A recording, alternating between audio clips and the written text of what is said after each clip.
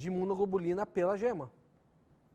Os filhotes de matrizes vacinadas, eles nascem com imunidade também.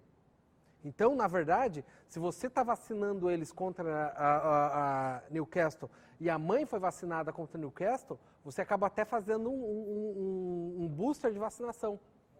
Um reforço. Então, a minha colocação é que esse povo vacinado não auxiliou na cobertura. E há mortandade no povo.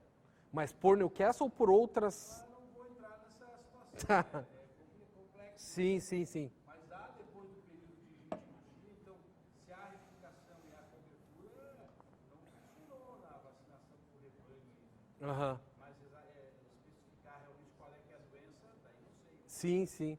Porque essas questões são importantes justamente por isso. Acho que o debate é importante e essa questão é interessantíssima justamente para a gente... E a gente precisa entender também que, por mais eficaz que seja a vacina, né, você tem uma falha vacinal. E segundo ponto importante, eu trabalhei só com ave adulta. Eu não trabalhei com filhote. Então, todas as aves que eu peguei eram classificadas como adulta. Depois eu confirmei, no momento que as aves passaram por necrópsia, que elas tinham órgãos sexuais maturos. Então, talvez na resposta em filhote seja diferente. Veja, eu vou ser sucinto, porque eu tenho N perguntas. Opa! Tá? Para quem não me conhece, eu sou Dario Sardelli, ornitólogo desde os anos 40, 50. E passando por uma série de experiências, não só como correio, como pombo ornamental, como citacídeos, frigilídeos e assim por diante. E muito preocupado, não só com a vacinação. Porque, veja, nós estamos falando de uma doença, e tem uma série de outras doenças também é possível de ser vacinado. E, rapidamente, já há uns 10 ou 15 anos, eu tentei que a federação, na época do Dr. Márcio, estabelecesse o Dia Nacional da Vacinação do Pombo-Correio, inclusive com slogan. Respeite a natureza, respeite o seu vizinho criador, que pode ter uma galinha, pode ter um pintinho, pode ter um peru. Infelizmente, hoje melhorou muito, mas a nossa comunidade, até por uma série de, talvez falta de informação ou tradição, não eram adeptos à vacinação. E, muito mais do que isso, eu sempre achei de importância, porque a gente chegou a trabalhar com 2.000 bichos. Então, o senhor falou que trabalhou com pombos, né? 18 pombos. E, no nosso caso, a gente trabalhou com milhares de pássaros e algumas espécies, e participando de certames nacionais e internacionais, que o contágio era pleno, pela viagem, pelo contato. Por exemplo, um canário roller com um mandarim, que teoricamente ele já tem várias doenças que ele conseguiu se superar em relação a não gerar um óbito para ele e assim por diante.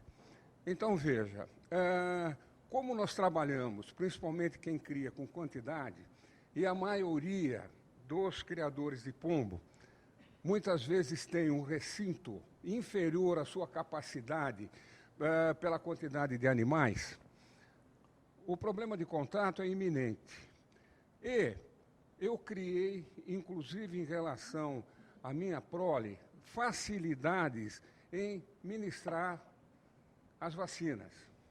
E no caso da Newcastle, porque não é só ela, tem o gogo, que também tem sintomas até parecidos, tá certo? E o que nós adotamos? Inclusive, a gente pertence à FOB, Federação Ornitológica Brasileira, e lá também a gente participa, a gente já deu e assistiu muitas palestras. Primeiro lugar, que deu muito resultado, bebedouro automático, que muita gente ainda não utiliza, sem criticar quem não está dessa forma utilizando. Segundo, prevenção, porque nós estamos falando algo para curar. A minha preocupação é não deixar que a doença se espalhe em nossos viveiros. Não, eu estou, e assim por diante. Não entendeu, Jordão? Não entendi. Tá, então veja, a minha colocação, primeiro, em relação à prevenção que nós praticamos. Segundo, Um modo que eu utilizei com resultado em várias espécies é a pulverização. Também não. Porque você pega 100 indivíduos, 50, e você resolve isso em 10 minutos. Sim. Sem usar a narina e os olhos, que pode dar consequência. No meu caso, deu resultado. Tá? E tentei outras formas. Pergunto, é uma boa solução em relação à prole, quem tem prole de maior quantidade de animais? Sim, pulverização, ela é... Muito obrigado. Pulverização funciona também. Qual que é a grande questão da pulverização? É exatamente, ou a grande justificativa da utilização da pulverização é justamente um grupo muito grande de animais.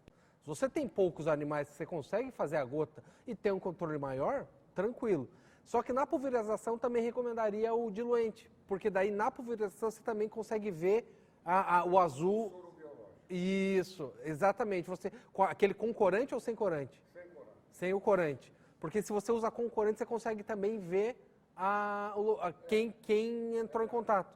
Mas a pulverização, se você tem uso em massa, dá tranquilo. E na pulverização você vê muito também a questão da imunidade para o plantel. Porque aí aquela aspersão vai cair no comedouro, vai cair no bebedouro, as aves vão entrar em contato, e aí você vai ter uma possibilidade do contato com a vacina muito maior. Concordo em gênero e número igual com relação à prevenção. Eu acho que a prevenção é muito mais... E isso a gente, tanto na medicina veterinária como na medicina humana, como qualquer situação. Qualquer ação preventiva, ela é infinitamente mais barata do que curativa ou qualquer outra situação. Tá? E aí a adoção de desinfetantes, produtos que você vai utilizar ali, antissepsia é o mais importante de tudo isso daí. Com o tipo de vacinação, isso é possível erradicar essa doença, esse vírus? Legal a pergunta. Eu vou dizer que não.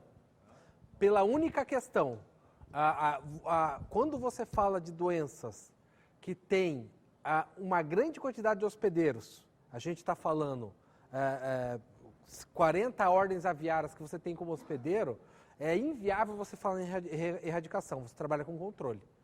Vou dar um exemplo para vocês, não é doença aviária, mas só para vocês entenderem. Não sei se lá por 95, se eu não me engano, a Inglaterra teve um problema seríssimo com febre aftosa. E você tem cervídeos que fazem parte do ciclo. Na época, olha, a Inglaterra é uma ilha, né? Os caras autorizaram a bater cervídeos e vocês podem buscar na internet aquelas montanhas de cervídeos, os caras tocando fogo para controlar a febre aftosa. 8 anos depois, surto de novo. Isso que eu estou falando de uma espécie selvagem, no caso os cervos ingleses, como hospedeiro. Imagina Newcastle, com a quantidade de aves que participam do ciclo, não dá para a gente falar em erradicação. Tem que trabalhar com controle.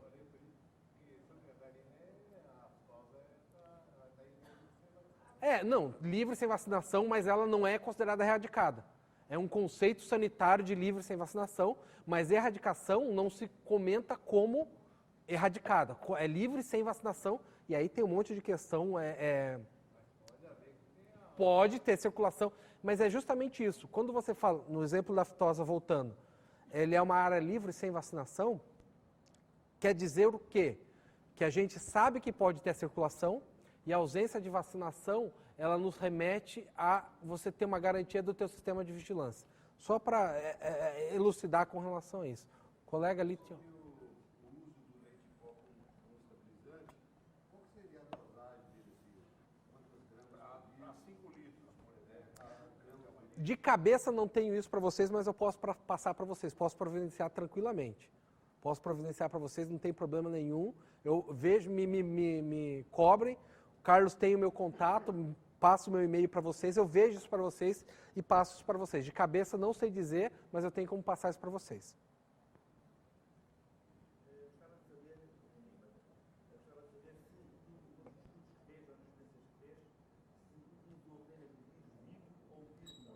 Para vacina? Vivo. Eu utilizei, inclusive, no primeiro experimento, eu utilizei a vacina Ulster também e a laçota. Tive melhor resultado com a laçota. Aí daí para frente eu só usei a laçota. Porque a grande diferença das duas amostras vacinais é que a úlcera ela replica no intestino. Teoricamente, você perde aquela possibilidade de você ter um problema respiratório por ação secundária vacinal. Os títulos não teve uma diferença absurda, mas foram estatisticamente diferentes. Então, a laçota está tendo uma resposta melhor. Então, a partir daí, eu comecei a utilizar a laçota para diagnóstico. Uma questão também, a questão do vírus das galinhas é semelhante ao vírus que ataca os pombos? Excelente pergunta, excelente pergunta. A gente tem nas galinhas, a doença de Newcastle ela é caracterizada pelo paramyxovírus aviário do tipo 1, tá? Você tem a doença de Newcastle em todas as espécies, inclusive o pombo. Porém, foi descrito inclusive esse ano no Brasil uma adaptação do paramyxovírus aviário em pombos, que causou mortalidade em pombos, que daí passou, e ela teve uma mutação, é um vírus que mutou, era o vírus de Newcastle que mutou em pombos, e aí ele passou inclusive a ser denominado como paramyxovírus de pombos. Então, você procurar a Newcastle, o APMV1, que é o Avian Paramyxovírus, e agora já foi descrito no Brasil, que não tinha sido descrito, foi descrito ou no final de 18 ou início de 19, é o Pigeon Paramyxovírus tipo 1, que suspeita-se que seja uma mutação do vírus da doença de Newcastle, que se adapta àquilo que eu comentei com vocês. Eu trabalhei com a amostra São João de Meriti, do vírus da Newcastle, que causou um surto em 76 no Brasil. Se eu pego essa amostra e inoculo em pombo, o pombo excreta, inoculo em pombo, vai ter uma adaptação, por ser vírus RNA, ele vai ocorrer um salto de mutação e vai, provavelmente, depois de 6 ou 7 passagens, causar doença em pombo. Talvez isso aconteceu de uma forma natural, né? Essa circulação do agente, e a gente teve descrição do paramyxovírus de pombos. Porém, tem alguns trabalhos já dizendo que as vacinas, elas auxiliam também, tem proteção cruzada com esse paramyxovírus de pombos.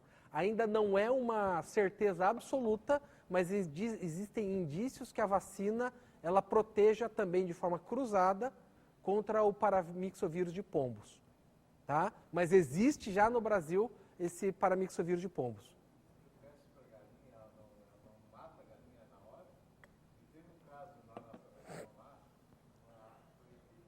As galinhas, em um raio de 20 quilômetros, eles eliminaram Depende, todas as galinhas em volta. depende da amostra.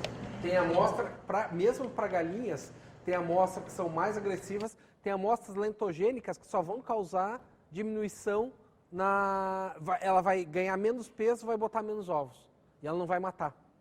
Então, dependendo da amostra, tem uma quantidade muito grande de amostras e você não consegue predizer o que vai acontecer com isso. Então, pode ser que uma amostra, essa amostra que eu testei, São João do Meriti, que não causou nada para pombos, mas se eu tiver uma outra amostra também do Brasil, de outro local, que eu inocular o pombo, pode também matar Então, não dá para você predizer o que vai acontecer. O que a gente consegue saber é que todos os relatos dizem que a vacinação, ela resolve ou protege para quase todas as amostras. É impossível você dizer que uma amostra mutante de campo protege contra 100%. Eu não tenho como dizer isso, né? O sintoma da amostra. Tem uma relação muito grande disso. Essa amostra que eu peguei, ela era viscerotrópica. Tem amostras que são mais neurotrópicas. Problema neurológico, principalmente. Geralmente, essas são as mais agressivas. Qual é a diferença da reação entre a salmonela e o Newcastle? Se tem alguma similaridade? Em que sentido essa diferença de sinal clínico? Doença, alguns sinais que a gente possa determinar que é o Newcastle ou uma salmonela? Eu vou ser bem sincero com vocês. Com a minha experiência, eu sempre trabalho da seguinte forma. Aquilo que eu acho muito mais provável e muito mais comum você ter problema com salmonela hoje do que com Newcastle. Então, você teve um problema de mortalidade, parta da primeira suspeita para salmonela. Certo? Principalmente se os animais são vacinados. Eu não vou dizer que é impossível, mas é improvável você ter Newcastle em um animal só do teu lote. A gente tem que trabalhar com população. Agora, é provável você ter salmonela em um animal só do seu lote. Eu estou dizendo que é improvável